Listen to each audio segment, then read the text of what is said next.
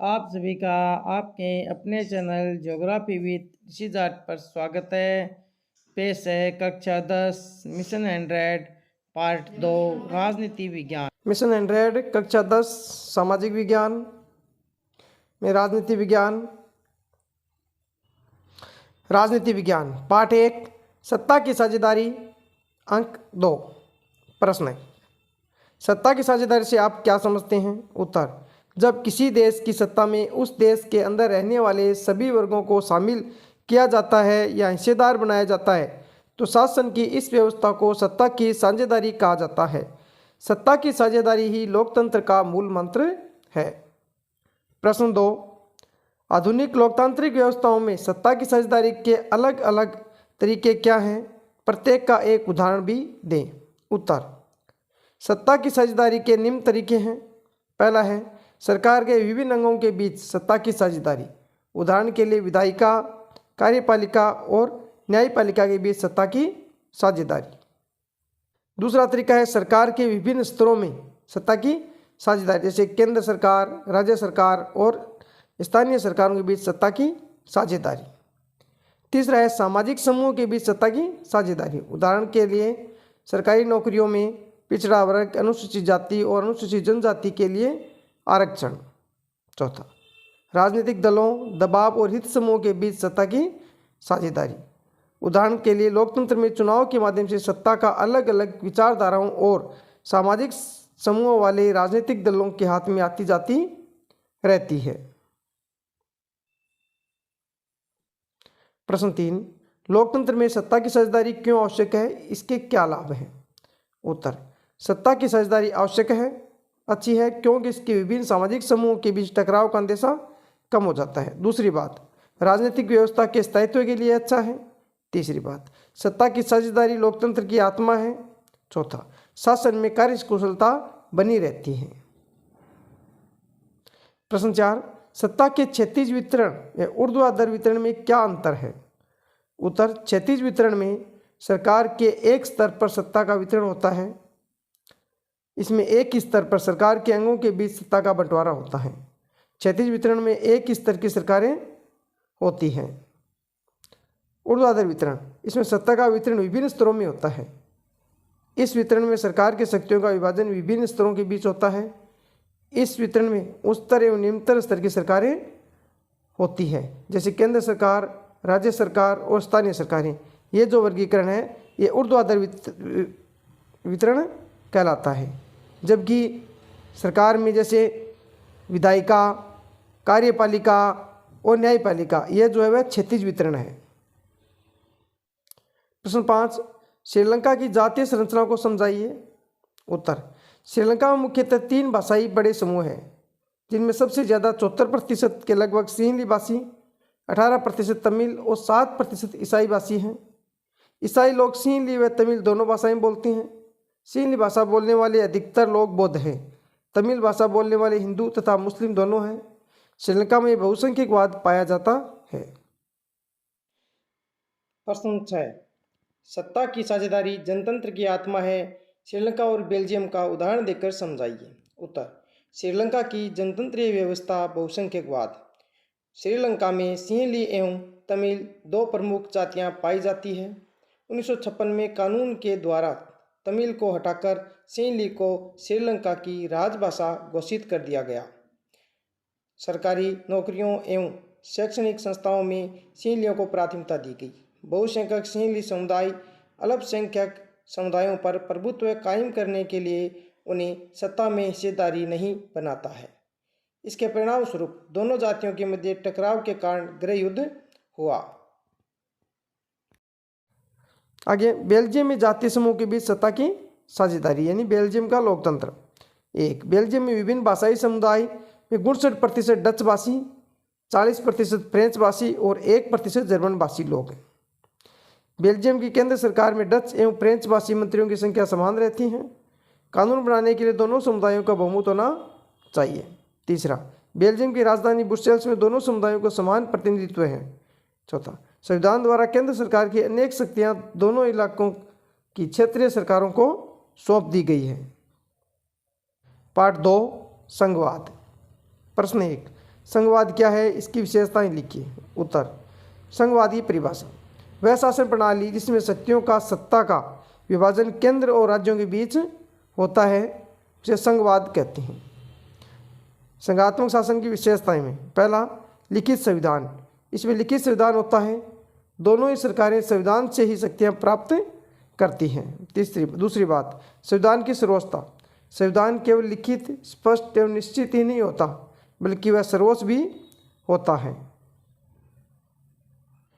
तीसरी विशेषता, दोहरे शासन की व्यवस्था।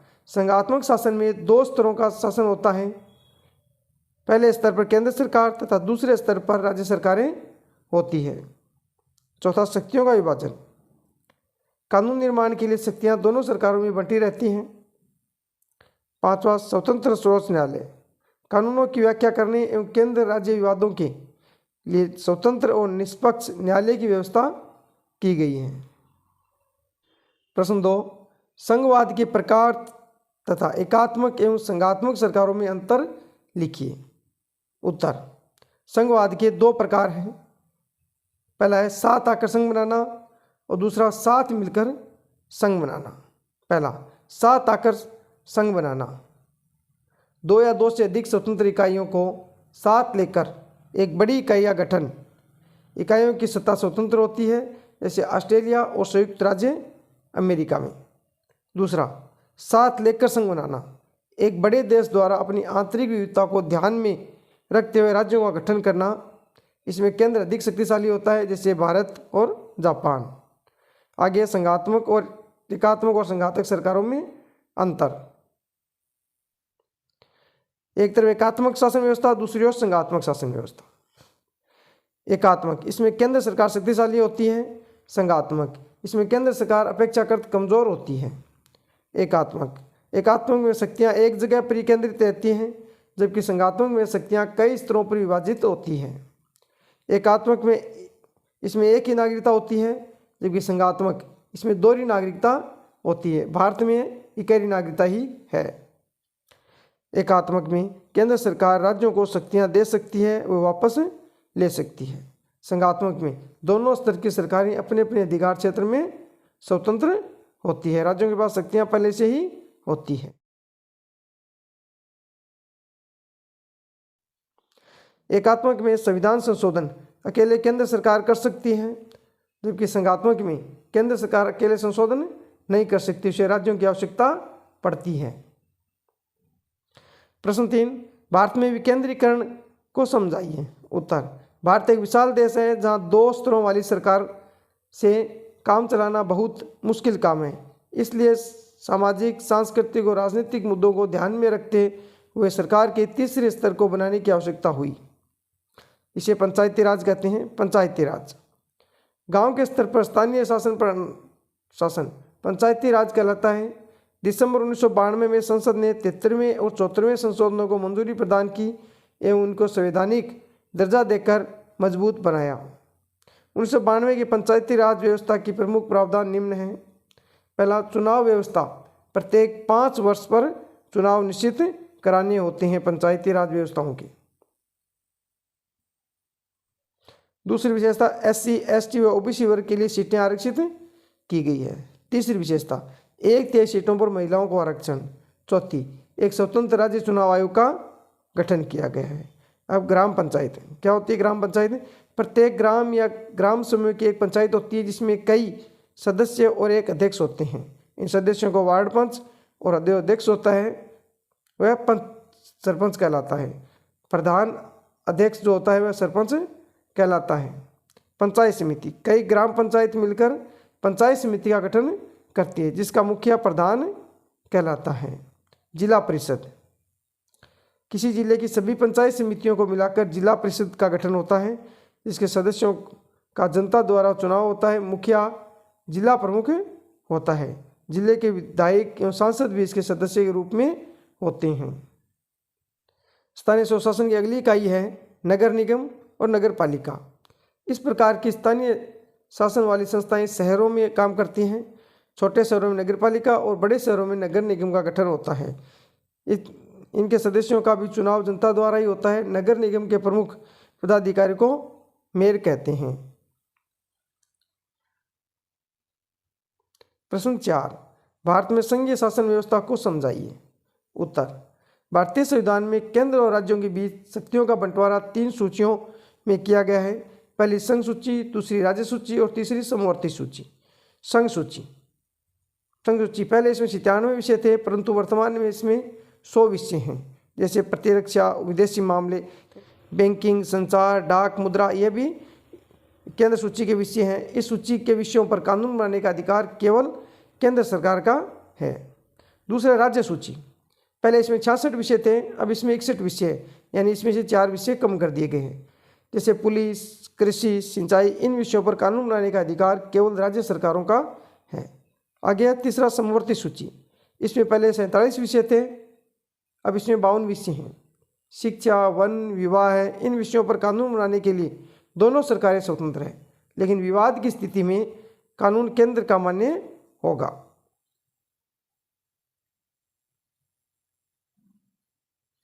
प्रश्न 5, भारत की भाषा नीति को समझाइए। उत्तर, हमारे संविधान में किसी एक भाषा को राष्ट्रभाषा का दर्जा नहीं दिया गया। हिंदी को राजभाषा माना गया, परंतु हिंदी सिर्फ 40% भारतीयों की मातृभाषा है। संविधान में हिंदी के अलावा 21 भाषाओं को अनुसूचित भाषाओं का दर्जा दिया गया है। पहली बात, इनमें राज्यों की भी अपनी अपनी भाषाएं हैं। राज्यों का अधिकांश काम अपनी भाषा में ही होता है। दूसरा, राज्य के कार्यों में अंग्रेजी के प्रयोग की अनुमति अनेक गैर हिंदी भाषी राज्यों की मांग पर दी गई। इस समाधान से अंग्रेजी भाषी अभिजन को लाभ हुआ। तीसरा, राजभाषा के रूप में हिंदी को बढ़ावा देने की अनुमति। भारत में हिंदी को बढ़ावा देने की सरकारी नीति बनी हुई है, लेकिन बढ़ावा देने का अर्थ यह नहीं है कि केंद्र सरकार उन राज्यों पर भी हिंदी को थोप सकती है जहां हिंदी के अलावा दूसरी भाषा बोलती हैं। चौथी बात, केंद्र सरकार के इस लचीले रुख के कारण हम श्रीलंका जैसे बहुसंख्यकवाद की स्थिति से बच गई। पाठ 3, लोकतंत्र और विविधता। अंक 2। प्रश्न 1, सामाजिक विभाजनों की राजनीति को प्रभावित करने वाले 2 कारकों की चर्चा करें। उत्तर, अपनी पहचान को लेकर लोगों की धारणा है कि यदि वह अकेले या उसके पहचान का रह पाना मुश्किल हो जाता है। दूसरी बात, सरकार की प्रतिक्रिया, यदि किसी समुदाय के वाजिब मांगों को सरकार द्वारा नहीं माना जाता तो इसे सामाजिक विभाजन होता है। इससे देश की अखंडता को खतरा हो सकता है। प्रश्न 2, सामाजिक अंतर कब और कैसे सामाजिक विभाजनों का रूप लेते हैं। उत्तर, एक सामाजिक असमानता एक सामाजिक विभाजन का रूप ले लेता है जब ये कुछ अन्य सामाजिक असमानताएं एक साथ आ जाते हैं। उदाहरण के लिए, गोरे अमीर और शक्तिशाली थे और अश्वेत गरीब और बेघर थे, जिस कारण उनके साथ भेदभाव किया जाता था। जब एक प्रकार का सामाजिक अंतर दूसरे से अधिक महत्वपूर्ण हो जाता है तो ये विभाजन का रूप ले लेता है। प्रश्न 3, सामाजिक विभाजन से निपटने के लिए लोकतंत्र कैसे सहायक है। उत्तर, लोकतंत्र में समुदायों के लिए शांतिपूर्ण तरीके से उनकी शिकायतों को सुनना संभव है। दूसरी बात, लोकतंत्र सामाजिक विविधताओं को समायोजित करने का सबसे अच्छा तरीका है। प्रश्न 4, सामाजिक विभाजन और राजनीति परस्पर संबंधित है, समझाइए। उत्तर, लोकतांत्रिक शासन व्यवस्थाओं में अलग अलग राजनीतिक दल एक दूसरे के विरुद्ध चुनाव लड़ते हैं और अधिक से अधिक वोट प्राप्त करने के प्रयास में जनता से बहुत से वादे करते हैं। किसी विशेष समूह के पक्ष में बोलते हैं ताकि वे उसके पक्ष में मतदान करें। अतः स्पष्ट है कि लोकतंत्र में सामाजिक विभाजन व राजनीति परस्पर अंतर संबंधित है। प्रश्न 5, टॉमी स्मिथ व जॉन कार्लोस ने किस प्रकार अंतर्राष्ट्रीय समुदाय का ध्यान आकर्षित किया था। उत्तर, उन्होंने अमेरिकी अथवा अश्वेत लोगों की गरीबी जताने के लिए बिना जूते के केवल मोजे पहनकर पुरस्कार लिया था। दूसरा, टॉमी स्मिथ ने अश्वेत लोगों के आत्मगौरव का प्रतीक काले मफलर जैसा परिधान अपने गले में पहना था।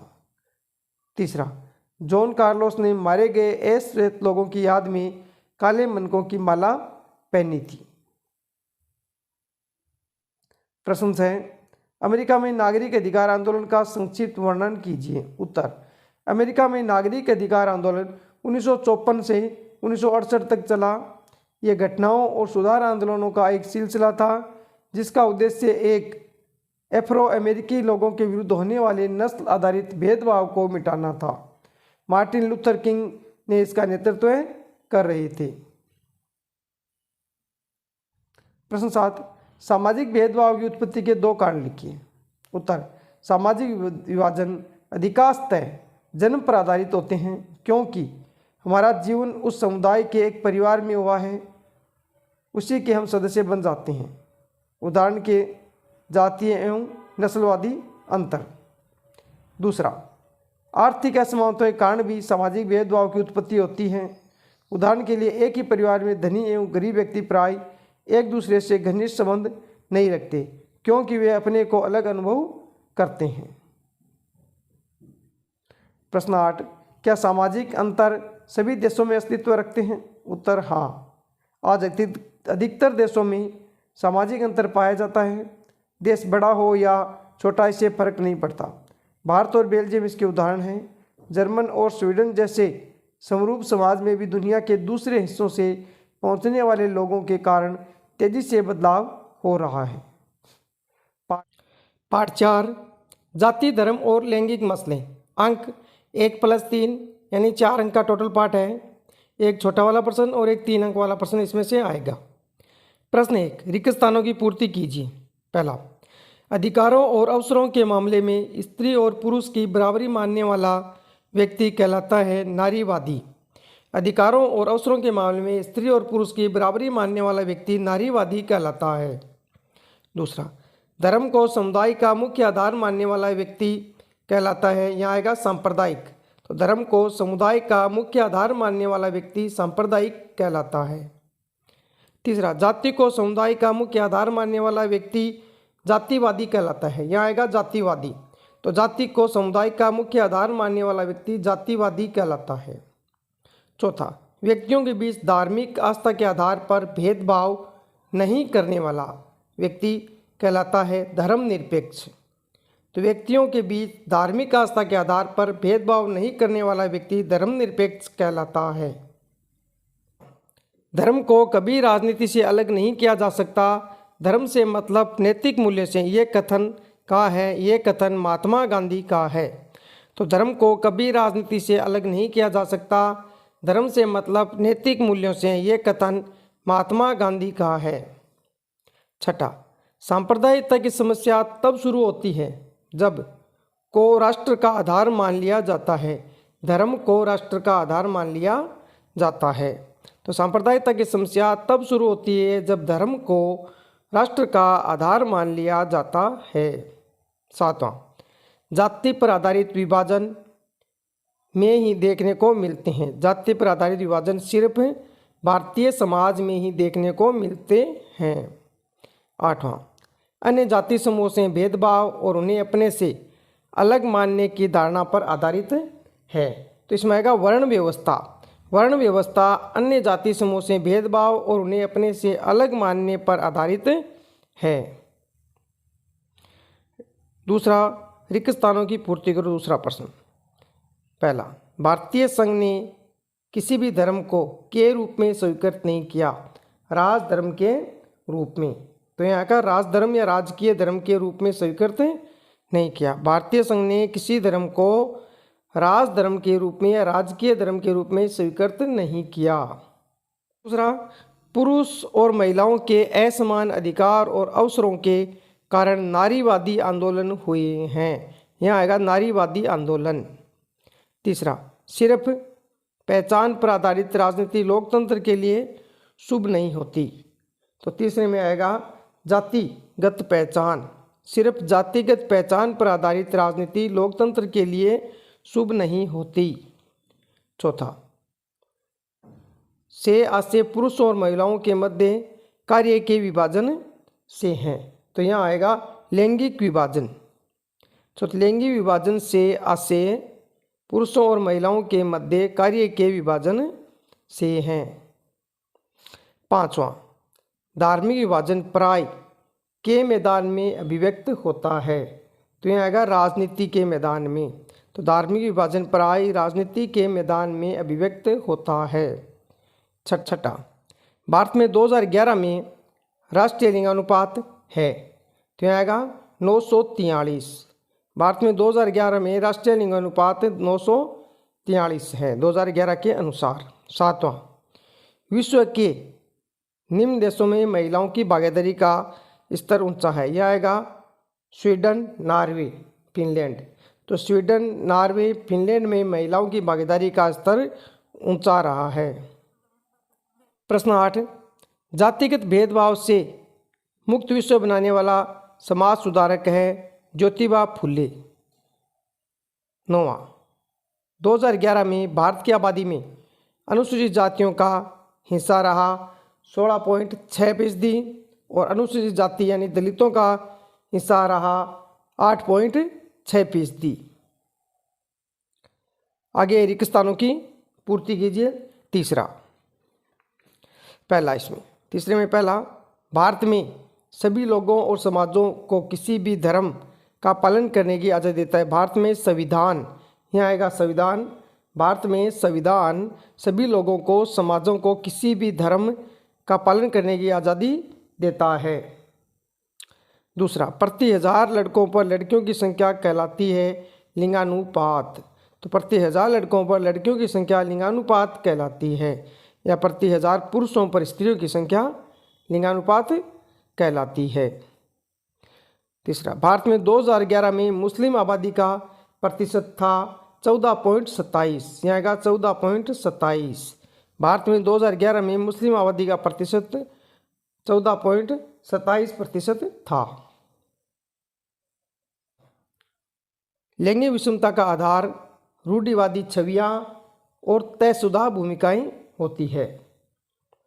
लैंगिक विषमता का आधार रूढ़िवादी छवियां और तयशुदा भूमिकाएं हैं।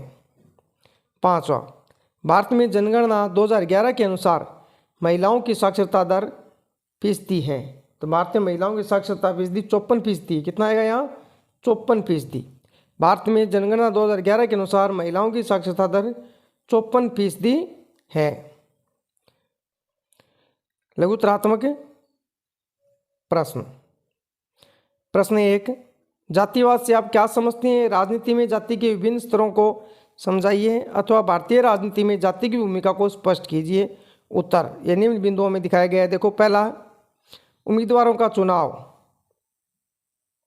जातियों की संख्या के हिसाब से। राजनीतिक दल उम्मीदवारों का चयन करते समय जातियों की संख्या का हिसाब रखते हैं ताकि चुनाव जीत सकें। जिस क्षेत्र में जिस जाति के लोग ज़्यादा होते हैं उसी जाति के व्यक्ति को चुनाव में खड़ा किया जाता है। दूसरा, सरकार के गठन में जातियों का प्रतिनिधित्व देना। सरकार का जब गठन होता है, मंत्री बनाए जाते हैं, तो वहाँ भी जातीय प्रतिनिधित्व को ध्यान में रखा जाता है। तीसरा, जातिगत भावनाओं को भड़काकर वोट पाने की कोशिश। चौथा, जातिगत गोलबंदी और निम्न जातियों में राजनीतिक चेतना का उदय।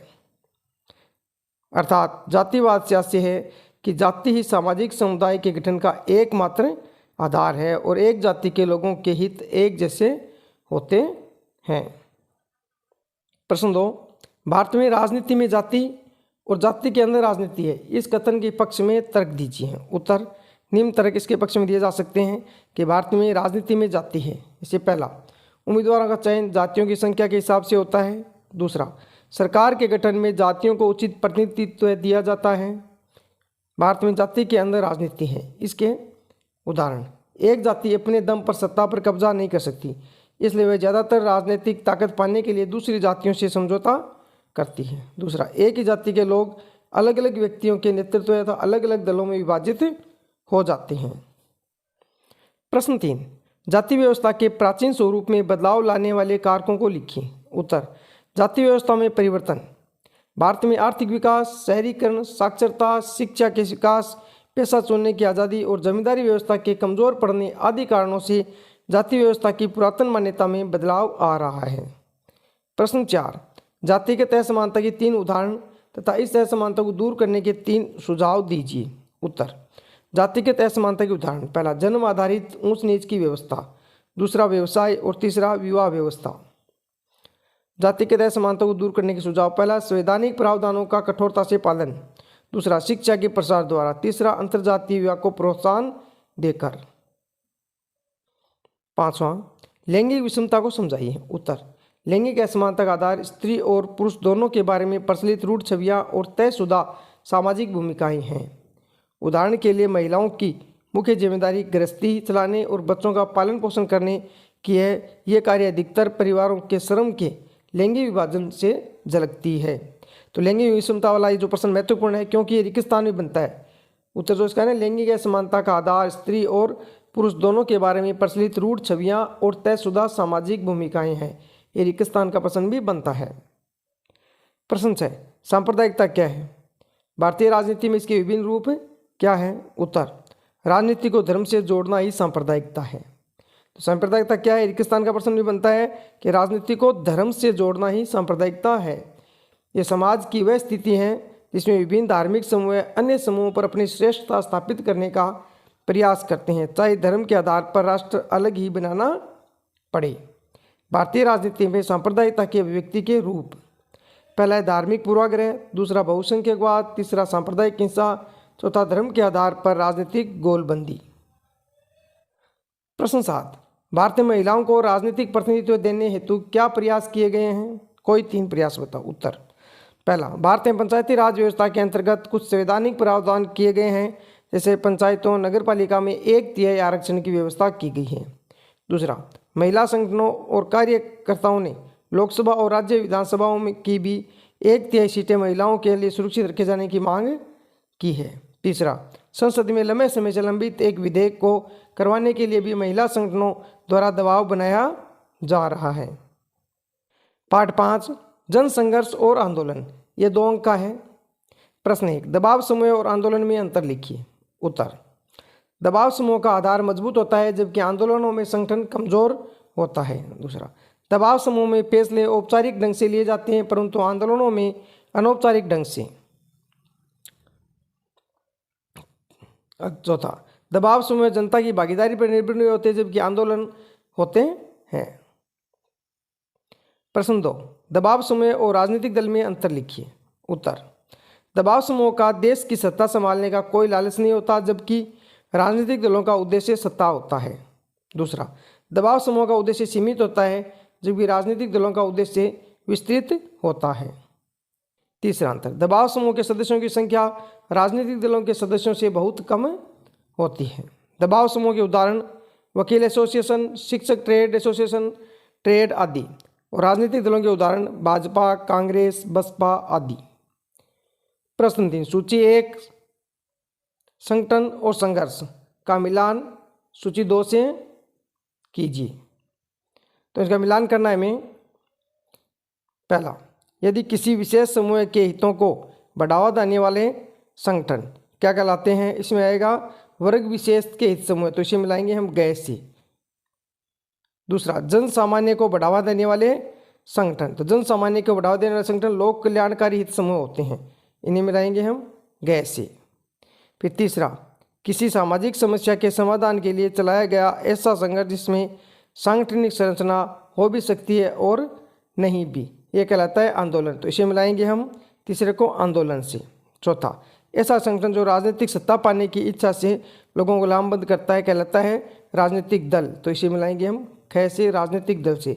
अब इन्हें उत्तर के रूप में नीचे लिखेंगे हम। अब उत्तर के रूप में ऐसे लिखेंगे, पहला और ये दूसरा, इनको सामने लिख देंगे। पहला, जैसे किसी विशेष समूह के हितों को बढ़ावा देने वाले संगठन वर्ग विशेष के हित समूह है। जन साधारण को बढ़ावा देने वाले संगठन लोक कल्याणकारी हित समूह है। तीसरा, किसी सामाजिक समस्या के समाधान के लिए चलाया गया ऐसा संघर्ष जिसमें सांगठनिक संरचना हो भी सकती है और नहीं भी, कहलाता है आंदोलन। चौथा, ऐसा संगठन जो राजनीतिक सत्ता को पाने की इच्छा से लोगों को लामबंद करता है कहलाता है राजनीतिक दल। प्रश्न 4, सूची 1 का सूची 2 से मिलान करें। तो सूची 1 और ये सूची 2, इनका मिलान करना है। पहला दबाव समूह है, तो दबाव समूह का उदाहरण कौन सा है इसमें? नर्मदा बचाओ असम महिला खाद्य विक्रेताओं का संघ, तो खाद्य विक्रेताओं का संघ है दबाव समूह है, इसे मिलाएंगे गैर से। लंबी अवधि का आंदोलन, तो लंबी अवधि का आंदोलन है महिला आंदोलन, तो इसे मिलाएंगे महिला आंदोलन से। एक मुद्दे पर आधारित आंदोलन, तो एक निश्चित मुद्दे पर आधारित आंदोलन, नर्मदा बचाओ आंदोलन। चौथा, राजनीतिक दल। राजनीतिक दल का उदाहरण है असम गण परिषद। तो इस तरह इसको मिला दिया। उत्तर के रूप में ऐसे लिखेंगे, इस तरह का प्रश्न आता है तो उत्तर में हमें इसे इस तरह लिखना है, सूची 1 और सूची 2 करके।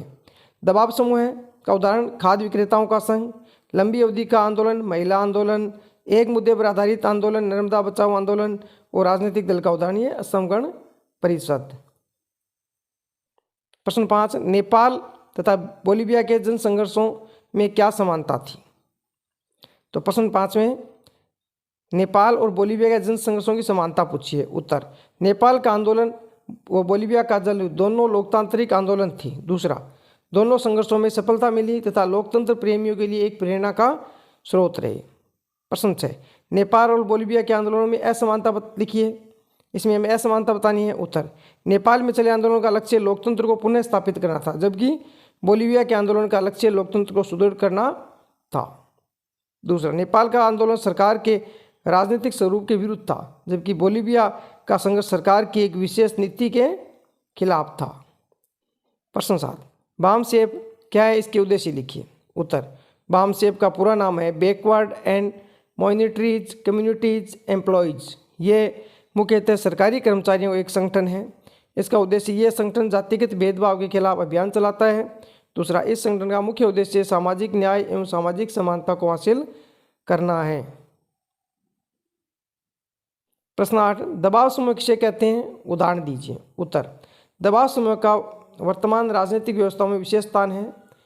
दबाव समूह के संदर्भ में कहा जा सकता है कि जब कोई संगठन अपने सदस्यों के हितों की पूर्ति के लिए राजनीतिक सत्ता को प्रभावित करता है और उसकी पूर्ति के लिए दबाव डालता है तो उस संगठन को दबाव समूह कहते हैं। उदाहरण एटक, इंटक, फिक्की, एसओएमएच, भारतीय किसान यूनियन, ऑल इंडिया किसान सभा, भारतीय किसान सभा आदि। प्रश्न 9, बोलीविया के जल युद्ध के बारे में बताइए। उत्तर, बोलीविया की सरकार ने विश्व बैंक के दबाव में जल आपूर्ति का अधिकार एक बहुराष्ट्रीय कंपनी को बेच दिया, जिसने जल की कीमतों में 4 गुना वृद्धि कर दी। इस वृद्धि के विरोध में लोग भड़क उठे। जनवरी 2000 ईस्वी में बोलीविया सरकार ने कोचबम्बा शहर में मार्शल लॉ लगा दिया, लेकिन जनता की ताकत के आगे कंपनी को शहर छोड़कर भागना पड़ा और सरकार ने जनता की मांगें मान ली और बोलीविया लैटिन अमेरिका का एक निर्धन देश है। पाठ 6, राजनीतिक दल। ये भी 2 अंक का है, 1 + 1 यानी 2 छोटे प्रश्न इसमें से आएंगे। प्रश्न 1, इनमें से कौन बहुजन समाज पार्टी के संस्थापक हैं? काशीराम, साहूराम, ज्योतिबा फुले, BR अम्बेडकर। तो संस्थापक जो है वो है काशीराम। बसपा के संस्थापक है काशीराम। प्रश्न 2, भारतीय जनता पार्टी का मुख्य प्रेरक सिद्धांत है समग्र मानवतावाद। सही उत्तर होगा स, समग्र मानवतावाद। प्रश्न 3, 2004 के चुनाव में लोकसभा में प्रमुख गठबंधन थे, 3 गठबंधन थे, राष्ट्रीय जनतांत्रिक गठबंधन, वाम मोर्चा और संयुक्त प्रगतिशील गठबंधन। तो सही उत्तर होगा द उपरोक्त सभी। प्रश्न 4, भारत में कौन सी दलीय प्रणाली है? बहुदलीय प्रणाली। सही उत्तर होगा ब, बहुदलीय प्रणाली। प्रश्न 5, बहुजन समाज पार्टी की विशेषता है। पहला, दलित एवं आदिवासी हितैषी। दूसरा, धार्मिक अल्पसंख्यक हितैषी। सह पिछड़ी जाति और कमजोर वर्ग हितैषी। द उपरोक्त सभी। सही उत्तर होगा द उपरोक्त सभी। प्रश्न 6, बहुजन समाज पार्टी से संबंधित व्यक्ति है। पहला, साहू महाराज। दूसरा, मायावती। तीसरा, पेरियार स्वामी। चौथा, BR अम्बेडकर। विचारधारा इनकी मिलती है, लेकिन वो संबंधित जो व्यक्ति वो वर्तमान में क्या मायावती है। तो बहुजन समाज पार्टी से संबंधित इन व्यक्तियों में से संबंधित है मायावती। उत्तर होगा ब, मायावती। प्रश्न 7, भारत में राजनीतिक दलों का पंजीकरण, मान्यता और चुनाव चिन्ह प्रदान करने वाली संस्था है निर्वाचन आयोग। तो सही उत्तर होगा द, भारतीय निर्वाचन आयोग। प्रश्न 8, भारत में communist party of India CPIM का गठन हुआ 1925 में। सही उत्तर होगा ब, 1925। प्रश्न 9, ममता बनर्जी किस पार्टी की संस्थापक है? ऑल इंडिया तृणमूल कांग्रेस की। सही उत्तर होगा ए, ऑल इंडिया तृणमूल कांग्रेस। प्रश्न 10, बहुदलीय व्यवस्था में अनेक पार्टियां चुनाव लड़ने और सत्ता में आने के लिए आपस में हाथ मिला लेती है, तो इसे कहते हैं दलीय गठबंधन। सही उत्तर होगा ए, दलीय गठबंधन। प्रश्न 11, भारत में सबसे पुराना राजनीतिक दल है भारतीय राष्ट्रीय कांग्रेस पार्टी। ब, भारतीय राष्ट्रीय कांग्रेस पार्टी। प्रश्न 12, जिस दल के हाथ में सत्ता रहती है वह दल कहलाता है सत्ताधारी दल। सही उत्तर होगा स, सत्ताधारी दल। प्रश्न 13, किस देश में द्विदलीय व्यवस्था है? भारत में बहुदलीय, चीन में एकदलीय, संयुक्त राज्य अमेरिका में द्विदलीय व्यवस्था है। सही उत्तर होगा इनमें से संयुक्त राज्य अमेरिका। प्रश्न 15, निम्न में से राजनीतिक दल का कार्य है? राजनीतिक दलों के क्या कार्य होते हैं? ए, चुनाव लड़ना, ब, नीतियां बनाना, स, सरकार होना। सही उत्तर होगा द, उपयुक्त सभी। प्रश्न 16, निम्न में से राजनीतिक दल का प्रमुख अंग है? राजनेता, सक्रिय सदस्य और अनुयायी, द, सभी। तो राजनीतिक अंगों के सभी अंग होते हैं, इसलिए सही उत्तर होगा द, उपयुक्त सभी। प्रश्न 17, लोगों का वह समूह है जो सत्ता प्राप्त करने के उद्देश्य से समान विचारधारा के आधार पर बनता है, कहलाता है राजनीतिक दल। सही उत्तर होगा ए, राजनीतिक दल। इंपॉर्टेंट फैक्ट याद करने होंगे, मोस्ट इंपोर्टेंट है ये। जैसे एक तरफ राजनीतिक दल, चुनाव चिन्ह और स्थापना वर्ष। पहले है Congress, IN, Indian national Congress. इसका चुनाव चिन्ह है दाहिना हाथ। ध्यान रखना, इसका चुनाव चिन्ह कौन सा आता है? दाहिना हाथ है। स्थापना 1985 में। फिर है भारतीय जनता पार्टी, BJP या भाजपा। इसका चिन्ह है कमल का फूल। स्थापना हुई 1980 में। फिर है बहुजन समाज पार्टी, बसपा। चुनाव चिन्ह हाथी। स्थापना 1984 में। भारतीय कम्युनिस्ट पार्टी, CPIM। भारतीय कम्युनिस्ट पार्टी मार्क्सवाद। भारतीय कम्युनिस्ट पार्टी मार्क्सवाद, इसकी चुनाव चिन्ह है थोड़ा और दरांती। स्थापना हुई 1964 में। CPIM से विभाजित होकर 1964 में मार्क्सवादी CPIM बनी। राष्ट्रवादी कांग्रेस पार्टी, NCP, ये भी कांग्रेस से अलग होकर 1999 में बनी। इसका चुनाव चिन्ह है रेखीय घड़ी। 1999 में कांग्रेस से अलग होकर इसकी स्थापना हुई। ऑल इंडिया तृणमूल कांग्रेस, इसका चिन्ह है फूल और घास। ये भी 1998 में, ये भी कांग्रेस से अलग होकर ममता बनर्जी ने इसकी स्थापना की। इंपॉर्टेंट फैक्ट याद करने योग्य। कुछ क्षेत्रीय पार्टियां और उनसे संबंधित राज्य। ये समाजवादी पार्टी है उत्तर प्रदेश में, श्रोमणी अकाली दल है पंजाब में, DMK और ADMK है तमिलनाडु में, शिवसेना है महाराष्ट्र में, जनता दल और राष्ट्रीय जनता दल है बिहार में, नेशनल कॉन्फ्रेंस है जम्मू कश्मीर में, और तेलुगु देशम पार्टी है आंध्र प्रदेश में। पाठ 7, लोकतंत्र के परिणाम। ये भी 1+1 2 अंक का है। प्रश्न 1, लोकतंत्र की परिभाषा बताइए। उत्तर, अब्राहम लिंकन के अनुसार जनता का, जनता के द्वारा और जनता के लिए शासन ही लोकतंत्र है। प्रश्न 2, लोकतंत्र की 2 विशेषताएं अथवा लाभ बताइए। उत्तर, नागरिकों के बीच समानता को बढ़ावा देना। दूसरा, व्यक्ति की गरिमा को बढ़ाना। तीसरा, गलतियों को सुधारने की अनुमति देना। चौथा, ये एक वैध शासन व्यवस्था है जो कानून के अनुसार चलती है।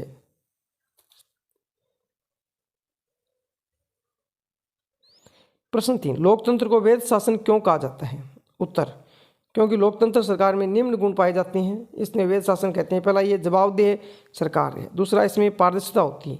तीसरा, ये जिम्मेदार सरकार होती है जो नागरिकों के विचारों और उम्मीदों का ध्यान रखती है। चौथा, ये जनता द्वारा चुनी जाती हुई सरकार होती है, इसलिए ये वैध सरकार होती है। प्रश्न 4, 1950 से 2000 तक किस शासन व्यवस्था में आर्थिक समृद्धि बेहतर हुई। उत्तर, तानाशाही शासन व्यवस्था में। प्रश्न 5, देश की आर्थिक समृद्धि को निर्धारित करने वाले कारक बताइए। उत्तर, सरकारों का प्रारूप, जनसंख्या, वैश्विक स्थिति और अन्य देशों के सहयोग, और देश द्वारा तय की गई आर्थिक नीतियां और आर्थिक प्राथमिकताएं। प्रश्न 6, लोकतांत्रिक व्यवस्था तानाशाही से बेहतर क्यों है। उत्तर, क्योंकि लोकतंत्र में स्वतंत्र और निष्पक्ष चुनाव होते हैं और लोकतंत्र में नीति और निर्णयों पर खुली बहस होती है। प्रश्न 7, तानाशाही सरकार की तुलना में लोकतांत्रिक सरकार की कमियां लिखिए। उत्तर, लोकतांत्रिक सरकार में निर्णय लेने में समय अधिक लगता है, जबकि तानाशाही शासन में कम समय लगता है। दूसरा, लोकतांत्रिक सरकार में अधिक धन खर्च होता है, जबकि तानाशाही सरकार शासन में नहीं। तीसरा, तानाशाही शासन में भ्रष्टाचार उच्च स्तर पर होता है, जबकि लोकतांत्रिक शासन में हर स्तर पर भ्रष्टाचार होता है। प्रश्न 8, किस शासन प्रणाली में व्यक्ति की गरिमा या राजनीतिक समानता और महिलाओं की समानता सर्वाधिक सुरक्षित रहती है? उत्तर, लोकतांत्रिक शासन व्यवस्था में। प्रश्न 9, लोकतंत्र का एक राजनीतिक पक्ष लिखिए। उत्तर, मतदान और चुनाव लड़ने का अधिकार। प्रश्न 10, तानाशाही शासन की 2 विशेषताएं तथा 2 कमियां लिखिए, यानी 2 गुण और 2 कमियां बताओ। उत्तर, पहला, तानाशाही शासन कम खर्चीला प्रशासन होता है और प्रशासन में स्थिरता रहती है। कमियां, तानाशाही में व्यक्ति गरिमा की उपेक्षा करती है। दूसरा, राजनीतिक समानता की उपेक्षा। प्रश्न 11, किन्हीं 2 देशों के नाम बताइए जहां पर लोकतंत्र मजबूत व सफल है। उत्तर, भारत, संयुक्त राज्य अमेरिका और इंग्लैंड। प्रश्न 12, 2 तानाशाही देशों के नाम बताइए। उत्तर, उत्तरी कोरिया और चीन। प्रश्न 13, लोकतंत्र में निर्णय लेने में अधिक समय क्यों लगता है। उत्तर, लोकतंत्र में निर्णय पर्याप्त विचार विमर्श के बाद लिए जाने के कारण समय अधिक लगता है। प्रश्न 14, किन किन संस्थागत कार्यों में लोकतांत्रिक व्यवस्थाएं सफल रही हैं। उत्तर, नियमित एवं निष्पक्ष चुनाव कराने तथा खुली सार्वजनिक चर्चा में। प्रश्न 15, किस देश में आय की असमानता सबसे कम है। उत्तर, हंगरी। प्रश्न 16, किस देश में आय की असमानता सबसे अधिक है। उत्तर, दक्षिणी अफ्रीका में। प्रश्न 17, लोकतंत्र का क्या परिणाम होना चाहिए। उत्तर, ऐसी लोकतांत्रिक सरकार हो जो संविधान की माने तथा लोगों के प्रति जवाबदेह हो। प्रश्न 18, लोकतांत्रिक शासन की कौन सी अक्षमता चिंता का विषय है। उत्तर, उच्चतर आर्थिक समृद्धि की चिंता, यानी उच्चतर आर्थिक विकास की चिंता। पाठ 8, लोकतंत्र की चुनौतियां, अंक 2, 1+1। प्रश्न 1, लोकतंत्र की 2 चुनौतियां लिखिए। उत्तर, पहली है लोकतंत्र के विस्तार की चुनौती, दूसरा लोकतंत्र को मजबूत करने की चुनौती। प्रश्न 2, भारतीय लोकतंत्र व्यवस्था की 2 चुनौतियां लिखिए। उत्तर, पहला सरकार के तीनों अंगों के बीच टकराव की और दूसरा संघ और इकाइयों के बीच टकराव की। प्रश्न 3, लोकतंत्र की चुनौतियों के समाधान के लिए 2 सुझाव। पहला, शिक्षा एवं जागरूकता का। दूसरा, निष्पक्ष न्यायपालिका होनी चाहिए तथा स्वतंत्र एवं निष्पक्ष चुनाव की व्यवस्था हो। प्रश्न 4, लोकतंत्र में बुनियादी आधार की चुनौती से क्या तात्पर्य है। उत्तर, इस चुनौती में मौजूदा गैर लोकतांत्रिक सरकार को गिराने, सत्ता पर सेना के नियंत्रण को समाप्त करने और एक संप्रभु शासन व्यवस्था को स्थापित करने की चुनौती है। प्रश्न 5, लोकतंत्र में विस्तार की चुनौती का क्या आशय है। उत्तर, इस चुनौती में लोकतांत्रिक शासन के बुनियादी सिद्धांतों को सभी क्षेत्रों, सभी सामाजिक समूहों तथा विभिन्न संस्थाओं में लागू करना शामिल है। प्रश्न 6, लोकतंत्र को मजबूत करने की चुनौती से क्या मतलब है। उत्तर, इस चुनौती में लोकतांत्रिक व्यवस्थाओं और प्रथाओं को मजबूत करना शामिल है।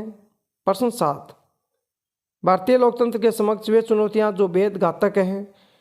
उत्तर, पहली है भ्रष्टाचार, जातिवाद, क्षेत्रवाद, भाषावाद और आतंकवाद।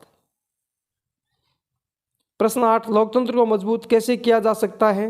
उत्तर, सरकारी फैसलों में पारदर्शिता द्वारा, लोगों की भागीदारी में वृद्धि के द्वारा तथा लोकतांत्रिक संस्थाओं को मजबूत बनाकर। प्रश्न 9, बिहार में लोकतंत्र की जड़ें कितनी गहरी हैं। उत्तर, बिहार में प्राचीन काल से ही लोकतंत्र विद्यमान था। बिहार के ही वैशाली गणराज्य था जहाँ राज्य की शक्ति जनता में निहित थी, यानी बिहार में जो वैशाली गणराज्य था वहाँ लोकतंत्र स्थापित था। प्रश्न 10, वह देश जहाँ महिलाओं को सार्वजनिक गतिविधियों में हिस्सा लेने की अनुमति नहीं है। उत्तर, सऊदी अरब। प्रश्न 11, नेपाल में किस तरह की शासन व्यवस्था है। लोकतंत्र की स्थापना में वहाँ क्या क्या बाधाएं हैं। उत्तर, वर्तमान में लोकतंत्र में अल्पवयस्क लोकतंत्र है। यहाँ पर कठोर माओवादी विचारधारा और संविधान का अभाव है। प्रश्न 12, नेल्सन मंडेला का संबंध किससे है। उत्तर, दक्षिणी अफ्रीका से। प्रश्न 13, लोकतांत्रिक व्यवस्थाओं के समक्ष प्रमुख चुनौती होती है। उत्तर, पहला लोकतंत्र की स्थापना की चुनौती, दूसरा विस्तार की चुनौती, तीसरा बुनियादी आधार की चुनौती, द उपयुक्त सभी। सही उत्तर होगा उपयुक्त सभी। प्रश्न 14, राजनीतिक सुधारों को मुख्यतः कर सकते हैं। कौन कर सकते हैं राजनीतिक सुधार। कार्यकर्ता कर सकते हैं, राजनीतिक दल, आंदोलन, ये सभी। सही उत्तर होगा ये सभी। प्रश्न 15, राजनीतिक सुधारों के सफल होने की संभावना निर्भर होती है ए मीडिया पर, व नागरिक संगठन पर, से लोकतांत्रिक आंदोलन पर, द उपयुक्त सभी। सही उत्तर होगा द उपयुक्त सभी पर। प्रश्न 16, लोकतंत्र की विभिन्न चुनौतियों के सभी सुझाव या प्रस्ताव किस प्रकार पहचाने जाते हैं? ए आर्थिक सुधार, ब सामाजिक सुधार, ब राजनीतिक सुधार, से सामाजिक सुधार और द आर्थिक धार्मिक सुधार। सही उत्तर होगा से सामाजिक सुधार। प्रश्न 17, सूचना के अधिकार का कानून 2005 की विशेषता एक है लोगों को जागरूक बनाने में, लोकतंत्र के रक्षक के रूप में, भ्रष्टाचार पर अंकुश लगाने में, द उपयुक्त सभी। सही उत्तर होगा द उपयुक्त सभी।